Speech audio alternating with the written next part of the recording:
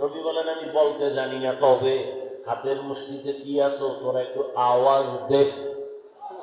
রহমতের নবী কথা বলা মাত্র পাথরগুলো কালিমায় শাহাদাত পড়া শুরু করলো। আবু জাহিল্লা পাথরগুলো মাটিতে ফালায়, তার ভাতিজা, তুমি এত বড় জাদুকর আগে জানি নাই। হেদায়াত পাইছে? কেন পায় নাই? হেদায়াত চায় নাই। হুদাল লিন্নাস, আল্লাহ বলেন আমি দুনিয়ার সব মানুষের হেদায়াতের জন্য কোরআন অবতীর্ণ করেছি। দুনিয়ার সবাই কেন হেদায়াত পায় না? জবাব হলো হেদায়াত চায় না। এত বয়ান, এত বয়ান, দিন নাই রাত নাই, ফজর নাই জোহর নাই, শীত নাই গরম নাই, আলেম ওলামারা গাধার মতো দৌড়ায় সারা দেশে। তাবলীগওয়ালাদের মেহনত ভালো করে বারবার বুঝায়, নামাজ পড়ো, পর্দা করো, হালাল খাও, মা বাবার দোয়া নিয়ে চলো। পীর মাশায়েখরাও বুঝায়, জুমার দিন খতিব সাহেবরাও বুঝায়, আমরা বক্তারাও বুঝাই। এরপরেও কেন মুসলমান নামাজ পড়তে চাও না, রোজা রাখতে চাও না? অথচ এখানে যত মানুষ আপনারা বসে আছেন সবাই তো বয়ান জানেন। আমরা তো অদৃশ্যের কোনো কথা বলবো না, নতুন ভাবে জিবরাইল আসবে না, নতুন কোরআনের বয়ান হবে না, আপনাদের মুখস্থ করা বয়ানটা রিপিট করে শোনাই। এখানে কি একটা মানুষও জানে না মিথ্যা বলা হারাম, গালি দেওয়া হারাম, গীবত করা হারাম, চুরি করা হারাম, ডাকাতি হারাম, মানুষ হত্যা করা হারাম, মা বাবার সাথে বেয়াদবি করা হারাম? এইভাবে কে না জানে এখানে নামাজ 5 বেলার ফরজ, যাকাত দেওয়া ফরজ, জীবনে একবার ধনী বাইতুল্লাহ জিয়ারত করবে ফরজ, গান শোনা হারাম, নাচ দেখা হারাম, এটা কে না জানে? এরপরও কেন মানুষ এই রাস্তা থেকে ফিরে না? এর একমাত্র কারণ হেদায়াতে কেন আসে না? এর একমাত্র কারণ এরা হেদায়াত চায় না। অথচ তুমিও মুসলমান, আমিও মুসলমান। যুবক, ও যুবক বাবা, বলো তোমার আল্লাহ আমার আল্লাহ দুই না এক? তোমার আমার নবী, তোমার আমার কোরআন, হাদিস, কাবা, ধর্ম, কালেমা, দুনিয়াতে আসছি তাও এক। বিদায় বেলা কাফনের সংখ্যা হবে 3টা, তাও আমি বক্তার সম্মানে একটা কাফন কেউ বাড়াইয়াও দিবে না। তুমি রিক্সা ড্রাইভার গরিব হয়ে মরে গেলে একটা কাফন কেউ কমাইয়াও দিবে না। কাফনের কালারও হবে 2 না এক? কি কালার? সাদা। লেখা থাকবে লাশের কাফনে বড় হুজুরের লাশ, কোটিপতির লাশ, মহিলার লাশ, পুরুষের লাশ, বাবার লাশ, ছেলের লাশ, ইমামের লাশ, মুসল্লিদের লাশ। কেন এত ভাব? আজ আমি বক্তা হইয়া যত ভাব দেখাই না কেন, তুমি টাকার ক্ষমতার যত মাস্তানি করো না কেন, কাফনের ভেতরে যেদিন ঢুকবা সেদিন সব বাহাদুরি বন্ধ হয়ে যাবে। কোটি টাকার মালিক দেখো অভাব হয় না দূর, গরিবী ঘুমায় আরাম করে মনটা বাহাদুর। ফেরাউনের লাশটা দেখো মিশর জাদু ঘরে, খায় না মাটি পোকা মাছি সবাই ঘৃণা করে। হৃদয়ে থাকিবে যার নম্রতা সাদা, রহমত আসিবে সেথা প্রভুর ওয়াদা। বড়র বাড়াই থাকলে দিলে রহমত আসবে না, নিজেকে নিজে ছোট মনে করিও সাদা। উঁচু জমিন থেকে পানি নিচু জমিনে যায়, তেমনি খোদার রহমত আসে নম্রতার হৃদয়ে। ভোগবিলাসের বাড়ি গাড়ি পরে রবে সব, ভোগবিলাসের বাড়ি গাড়ি পরে রবে সব। থাকতে সময় স্মরণ করো আল্লাহ আমার রব, থাকতে সময় স্মরণ করো আল্লাহ আমার রব। দুনিয়াতে আসছি তাও এক, বিদায় বেলা কাফন হবে এক, কালার হবে এক, কবরের সাইজ আলাদা তাও এক। কবরের ভেতরে রাখার পরে প্রশ্ন হবে 3টা, তাও কি আলাদা? কে পীর, কে মুরিদ, কে আলেম, কে মূর্খ, কে বড় কে ছোট, কে ধনী কে গরিব, কোনো ভেদাভেদ নাই। সবার বেলায় প্রশ্ন তিনটা, রবের পরিচয় দাও, রাহমাতুল লিল আলামিনের পরিচয় দাও, ধর্মের পরিচয় দাও। নবী বলেন এই তিন প্রশ্নের জবাব যে দিবে তার কবর হবে রাউযাতুম মির রিয়াজিল জান্নাহ, আর যে দিতে পারবে না তাদের কবর হবে হুফরাতুম মিন হুফারিন নার। এরে আল্লাহর বান্দা, তোমার আমার আল্লাহ এক, নবী এক, কোরআন এক, কাবা এক, ধর্ম এক, কালেমা এক, অথচ তুমি কেন টুপি মাথায় দাও না? আমার টুপি মাথায় না দিলে লজ্জা পাই। তুমি কেমন মুসলমান যে তুমি টুপি দিতে লজ্জা পাও? আমি দাড়ি কাটতে লজ্জা পাই। তুমি কেমন ভিআইপি জগতের মুসলমান যে দাড়ি রাখতে লজ্জা পাও? তুমিও মুসলমান, আমিও মুসলমান। আমি নামাজ না পড়লে লজ্জা পাই, তুমি নামাজ পড়তে গেলে লজ্জা পাও। আমি মসজিদে না ঢুকলে লজ্জা লাগে, তুমি মসজিদে ঢুকতে গেলে লজ্জা লাগে। আমি পর্দা না করলে লজ্জা পাই, তুমি কেমন মুসলমান যে পর্দা করতে গেলে লজ্জা পাও? কারণ কি? এর একটাই মাত্র কারণ, হেদায়াতের চিন্তা তোমার অন্তরে নাই। তুমি মনে করতেছো গাঁজা খাই আর মদ পান করি আর সুদ খাই, আমার মুসলমানই নেয় কে? ঈদগাহে তো আমার কেউ ধাক্কা দিয়ে ফালায় দেয় নাই। আমি তো নামাজ পড়িয়া, নামাজ না পড়িয়াও ঈদের ঈদগাহ সামনের কাতারে গিয়ে বিদেশি যায় নামাজ বিছাইয়া বসি। হ্যাঁ, আমি তো দাড়ি কাইটা যত মাস্তানি করি, কই আমার জুমার দিন তো মসজিদের সামনের কাতারে যায় নামাজ আমার দায়ী, কারণ আমি এলাকার বড় সুদখোর, আবার মসজিদের সভাপতি। কি নাই? গজব আসবে না কেন? শান্তি আসবে কিভাবে? শিয়ালের হাতে মুরগি দিলে কি আর ভাবা যায়?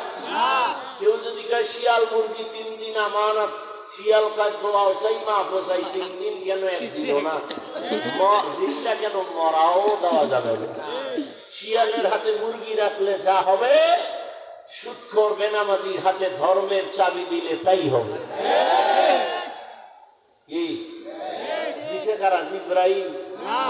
এই গুনাহগার বেনামাজির হাতে, ধান্দাবাজার চান্দাবাজের হাতে ধর্মের চাবি কে দিয়েছে? আল্লাহ দিছে। কারা দিছে? কোন সত্য কথা কও না কেন? কারা দিছে? আমরা দিছি, এটা খাওয়া যায় না? হ্যাঁ, প্রেস্টিজ নষ্ট হবে, আমরা দিছি বলবে না। ভোটের আগে চিল্লাইছি ইসলাম চাই, ভোটের রাত্রে সকালের আগে ভোর রাতে টাকা খাইয়া সকালবেলা কেবলা ঘুরাই দিয়েছ। ভালো করে লেখা রাইখো ঘরের দরজায়, ওরে জনগণ, তুমি যদি সুদখোর হও তোমার নেতাও সুদখোর হবে, তুমি বেনামাজি হও তোমার নেতাও বেনামাজি হবে, আর তুমি যদি নামাজি হও তোমার নেতাও নামাজি হবে।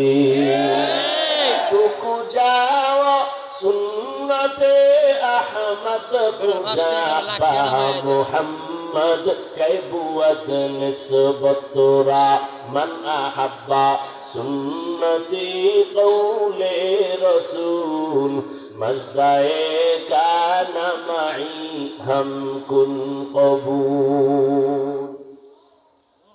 হেদায়েত পায় না কেন? হুদাল্লিল মুত্তাকিন, মুত্তাকিনদের জন্য কোরআন হেদায়েত।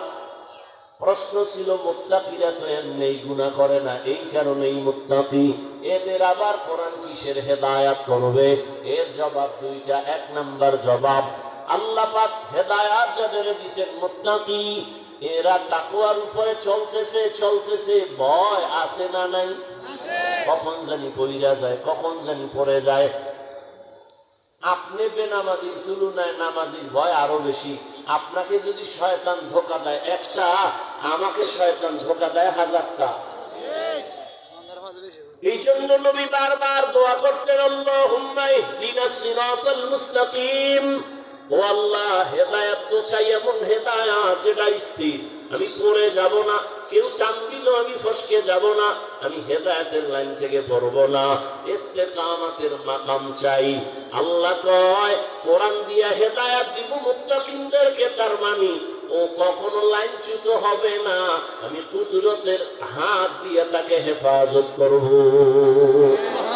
মুত্তাকিনদের হেদায়েতের দ্বিতীয় তরজমা হলো কিয়ামতের ময়দানে আমি আল্লাহ কুদরতি জিম্মায় তাকে জান্নাতে বিনা হিসাবে ঢুকাইয়া দিব। আর কে দারাত খাউফে হকদার দিল মাদাম জান্নাতুল মাওয়া দেহাত উ রামাকাম জুজবা হাকচি জে মখাজ ইনসোজা ফজলে উআ মস্তে দর জুমলা জাহা। হেদায়েতের জন্য আল্লাহ কোরআন দিলেন, আল্লাহর ভয় অন্তরে জমা করো। আর এই আল্লাহর ভয় তাকওয়া যদি অন্তরে আসে, ওই বান্দা গুনাহ করবে দূরের কথা, গুনার কাছেও যাবে না। আর এই তাকওয়াটা ততদিন পর্যন্ত আল্লাহর ভয় অন্তরে আসবে না যতক্ষণ পর্যন্ত একটা বান্দা আল্লাহর প্রিয় ওলি যারা তাদের নেক নজর নিবে না। তাকওয়া অন্তরে ঢুকাও। কোথা থেকে ঢুকাবো? লিকুল্লি শাইইন মাদিনুন মাদিনুত তাকওয়া কুলুবুল আরিফিন। প্রত্যেকটা ভালো জিনিস রাখার একটা গোডাউন আছে। তাকওয়ার গোডাউন হলো আল্লাহর প্রিয় বান্দাদের অন্তর বা কলব। তাদের কলবে আল্লাহ তাকওয়া দান করেন। আর তাদের সাথে সম্পর্ক যদি লাগাও, বান্দা তাদের নজরের মধ্যে পাওয়ার আছে, নজর লাগলেই তোমার অন্তরে তাকওয়া চলে যাবে। আপনারা জানেন দুনিয়াতে মানুষের বদ নজর মানুষের উপরে লাগে, লাগে না? একটা বাচ্চা হঠাৎ অসুস্থ, ডাক্তারও ভালো করতে পারে না, খানা খায় না, শুকায় যায়, কেন? বলে বদ নজর। আপনারা বিভিন্ন সময় দেখবেন বিভিন্ন ফল বা ফসলের জমিনে জুতা টানায়, দেখছেন? কেন জুতা টানাইলে ফসল ভালো হয়? জুতার বরকতে। এটার বরকতি একটা জুতা নমরুদের গালে লাগছে, মানুষ জুতা টানায় কেন? বলে বদ নজর থেকে বাঁচার জন্য। কথা ঠিক? বদ নজর দিছে, বাচ্চা অসুস্থ হয়ে গেছে। কার বদ নজর? বড় হুজুরের। কার? এলাকার সব থেকে বেআমল ওয়ালা, বেনামাজি, সুদখোর, গাঞ্জাখোর, ওর নজর। এবার বুঝেন ওর নজরে অ্যাকশন কেমন। বাচ্চার দিকে তাকায়, এত সুন্দর, গজব শুরু।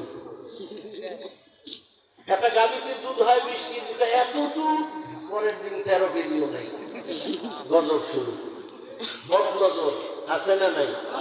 একটা গাঞ্জাখোর, বেনামাজি, সুদখোরের নজরে যদি পাওয়ার থাকে, একজন তাকওয়াওয়ালা, তাহাজ্জুদওয়ালা, আল্লাহওয়ালার নজরে পাওয়ার থাকবে না?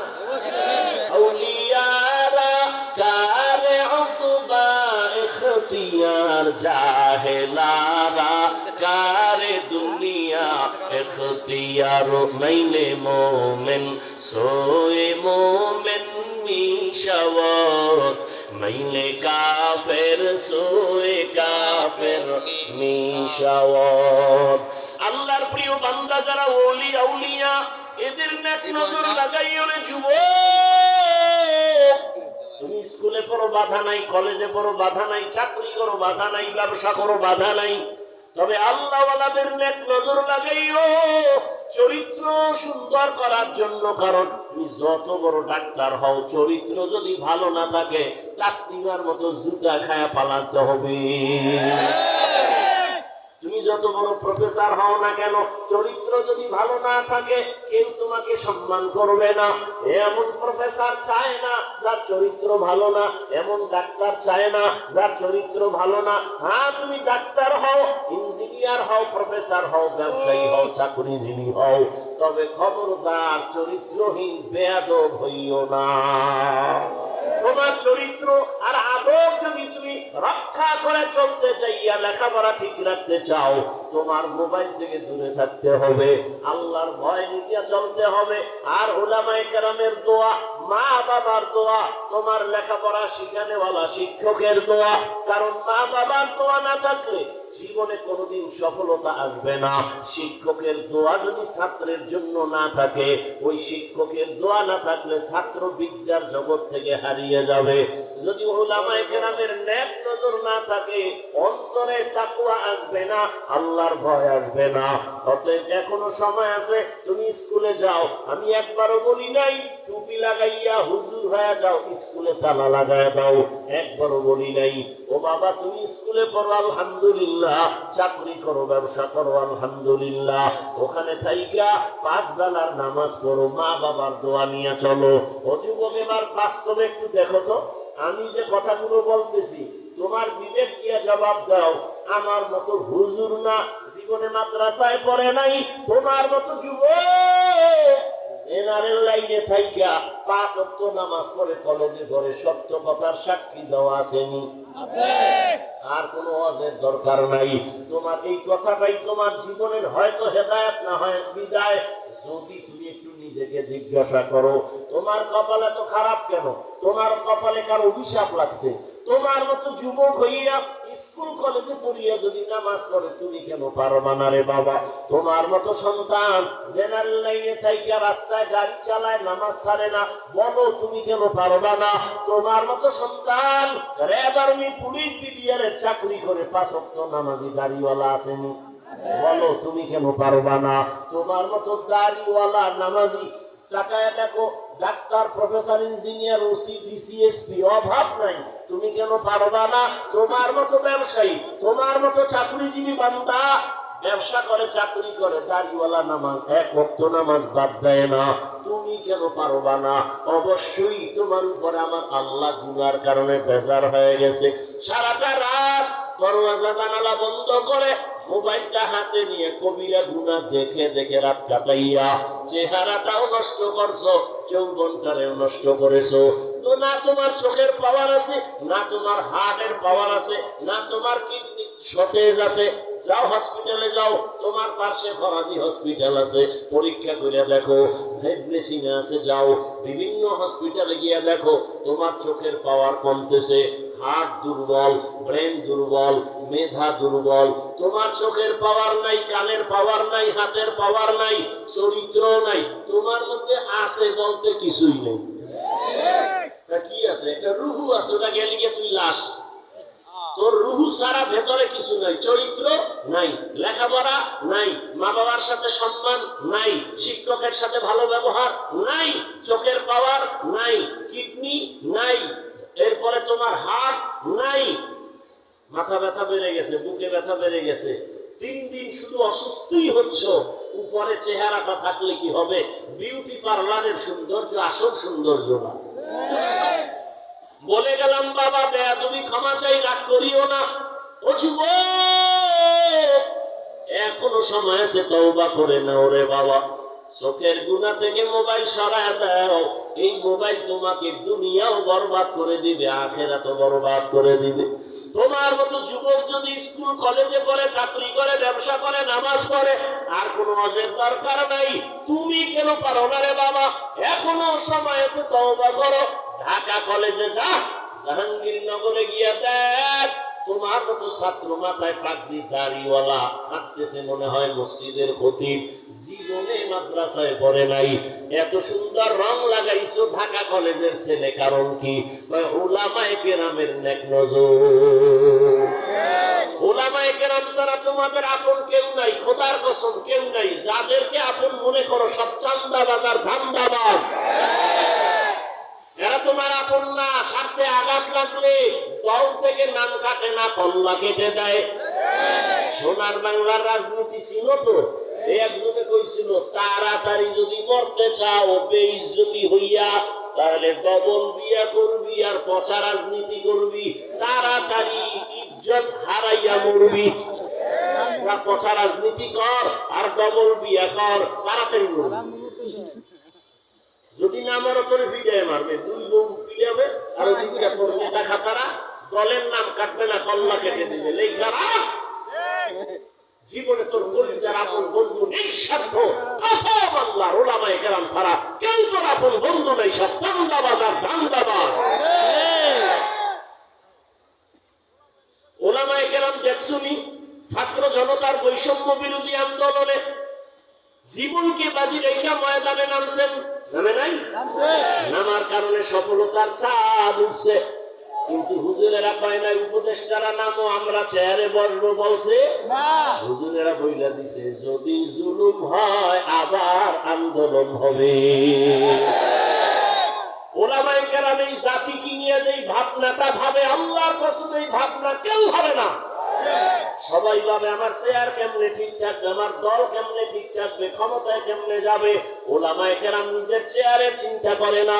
ইমামতি থাক না থাক দরকার নাই, আমার বয়ান হোক না হোক দরকার নাই, এই জাতি যেন জুলুমের শিকার না হয় এই জন্য তৈয়ার বারবার তারা আন্দোলন করার জন্য ময়দানে নামছে, প্রয়োজনে আবার ময়দানে নামবে। কিন্তু কোন জালেমকে এক সেকেন্ডের জন্য ছাড় দেওয়া হবে না।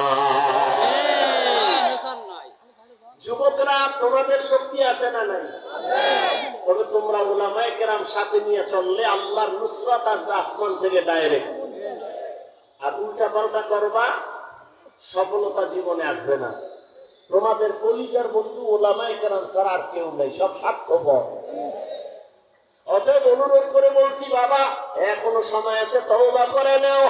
মনে মনে আল্লাহকে বলো, হে আল্লাহ, আমার মতো যুবক জেনারেল লাইনে থাইকে যদি ব্যবসা করে, চাকরি করে, গাড়ি চালায়, নামাজ পড়ে, আমি কেন পারবো না? ও আল্লাহ, তুমি আমার উপরে বেজার গুনার কারণে আর আমি গুনাহ করব না। মা বাবার বদদোয়া নিব না, উলামায়ে কেরামের দোয়া নিয়া, শিক্ষকের দোয়া নিয়া চলবো, নবীর তরিকা মেনে 5 বেলার নামাজ পড়বো। ও পর্দার আড়ালের আম্মা জানেরা, মাইকের আওয়াজ যারা শুনতেছেন, এতক্ষণ আপনাদের সন্তানদের যত বয়ান করলাম, এই বয়ানগুলো বাস্তবায়ন করার জন্য আপনার দোয়া ছাড়া সম্ভব না।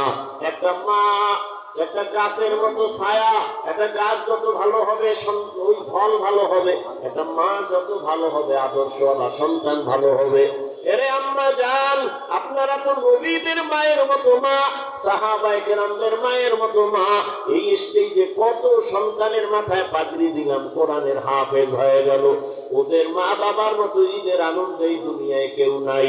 এরে আম্মা জানেরা, আপনারা তো খাদিজা রাদিয়াল্লাহু আনহার মতো নারী, আপনারা ফাতেমা রাদিয়াল্লাহু আনহার মতো দামি নারী, আয়েশা রাদিয়াল্লাহু আনহার মতো দামি নারী, ইসমাইল নবীর মা হাজরা আলাইহিস সালামের মতো দামি নারী, ঈসা নবীর মা মারিয়াম আলাইহিস সালামের মতো দামি নারী।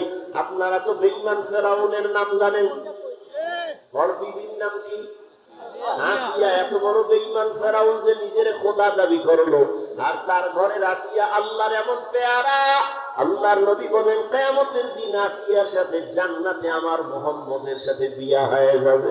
এরে আম্মা জান, বেঈমান ফেরাউনের ঘরে থাইকা তার আপন স্ত্রী যদি আমার আল্লাহর পেয়ারা হয়ে যাইতে পারে, ও ঢাকার আম্মা জানেরা, আপনার স্বামী তো ফেরাউনের মতো খারাপ না। দিন নাই রাত নাই গাধার মতো কষ্ট করে, নিজের জন্য করে না। প্রত্যেকটা পুরুষ কষ্ট করে তার স্ত্রীর মুখে হাসি ফুটাবার জন্য, সন্তানের শান্তির জন্য। এরে আম্মা জান, আপনি যদি নামাজ পড়ে দোয়া করতেন, ও আল্লাহ আমার স্বামীকে হেফাজত করো, কামাই রুজিতে বরকত দান করো। স্বামী ঘরে আসলে খেদমত করবেন, পানি আগায় দিবেন আর বুঝাবেন নামাজ পড়ার জন্য। আবার যদি বলতেন, ও স্বামী আমার, মা বাবার মায়া ত্যাগ করে তোমার সংসারে চলে আসছি, বেঁচে থাকলেও আসি, না মরে গেলেও থাকবো, না খাইয়া খাইয়া কোনো চিন্তা নাই, তবে তোমার কাছে আমার দাবি, জীবনে একটা অবৈধ টাকা ঘরে আনবা না, হারাম টাকার মাল ঘরে আনবা না, হারাম খাইয়া নিজেদের রক্ত নাপাক করব না, সন্তানের রক্ত নাপাক করতে দিব না। যদি মা স্বামীকে বুঝাইতেন, কোন স্বামী হারাম মাল ঘরে নেওয়ার সুযোগ পাইত না। আর ভালো করে জেনে নেন, যেই বাবা হারাম টাকা দিয়ে সন্তানের খাওয়াইয়া বড় করবে, ওই সন্তান কোনোদিন আদৌ বলা হবে না, মা বাবার খেদমত করবে না। অতএব এখনো সময় আছে, তওবা করেন। এরে আম্মা জান, আপনার মতো কত মা এখনো পাবেন, খুঁজলে পর্দা করে, হালাল খায়, মোবাইলে চরিত্র নষ্ট করে না, স্বামীর মাল হেফাজত করে, সন্তানগুলো আদর্শওয়ালা বানানোর চেষ্টা করে। একটা মা বাবা যদি চিন্তা করে, আমার চরিত্রের কারণে সন্তানের চরিত্র হবে। আমি যদি খারাপ হইয়া মরি, সন্তানের দুঃখে মানুষের কাছে লজ্জা পাবে, তাহলে আমি ভালো হয়ে চললে মানুষ দোয়া করবে। এই চিন্তা মা বাবা করলে সন্তানের সামনে রেখে কখনো অন্যায় করতো না। মা বাবা ধান্দাবাজি করে, দুনিয়ার সামান্য কিছু টাকার লোভে পড়ে, দুনিয়ার কিছু সৌন্দর্যের পেছনে পড়ে, ভবিষ্যৎ সন্তানের চিন্তা করে না যে আমার অপরাধের কারণে সন্তান লজ্জা পাবে জায়গায় জায়গায়, সন্তান নিঃশ্বাস ফেলবে বাবার জন্য, মায়ের জন্য। গত কয়েক মাস আগে রাজশাহীতে একটা মেয়ে আধা ঘন্টা লাইভ দিছে, একজনে আমাকে শুনাইলো, লাইভ দিয়ে বলেছে, বাবা তুমি দ্বিতীয় বিবাহ করেছো, আর আমি স্বামীর ঘরে আসার কারণে স্বামী আমাকে বারবার মানসিক টর্চার করে, তুমি তোর বাবার চরিত্র ভালো হলে তুই বিয়ে করলো কেন? আমি আর সইতে পারি না, আমি অধৈর্য হয়ে গেলাম, আমি এখন আত্মহত্যা করার জন্য রেডি, তুমি বিয়ে কইলে আরো বিয়ে করে শান্তিতে থাকো। একটা মা বাবার চিন্তা করা উচিত যে আমি আরামে থাকবো কি না থাকবো, ভবিষ্যৎ আমার সন্তান যেন কোনোদিন লজ্জা না পায়, আমার সন্তান যেন বুক ফুলাইয়া সম্মান নিয়ে দুনিয়াতে চলতে পারে। এই চিন্তা যদি মা করে, এই চিন্তা যদি বাবা করে, তখন চরিত্র বিধ্বংসী কোনো কাজে মা বাবা জড়িত হতে পারে না।